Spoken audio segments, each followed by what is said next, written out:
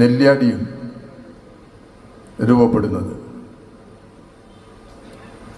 എന്നാൽ മുത്താമ്പിക്കടവിനും നെല്ലിയാടിക്കടവിനും നേരത്തെ തന്നെ പാലം നിർമ്മിക്കാൻ കഴിഞ്ഞു. ഒരു കാലഘട്ടത്തിൽ മുത്താമ്പിക്കടവ് പ്രവർത്തിക്കുന്നതിന് മുമ്പ് ഈ നടേരിക്കടവിനെ ആശ്രയിച്ചാണ് കൊയിലാണ്ടിയുമായി ബന്ധപ്പെടുന്നതിന് ഈ അരിക്കുളം, കീഴരിയൂർ, പേരാമ്പ്ര മേഖലകളിൽ നിന്ന് ആളുകൾ വന്നു ചേർന്നത്.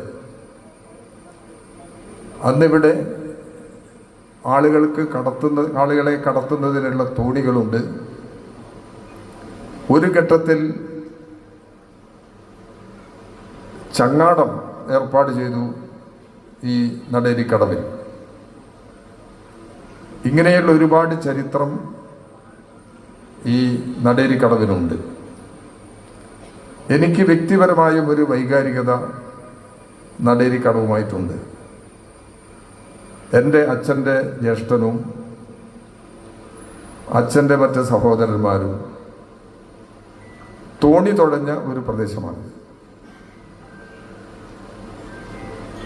അന്നത്തെ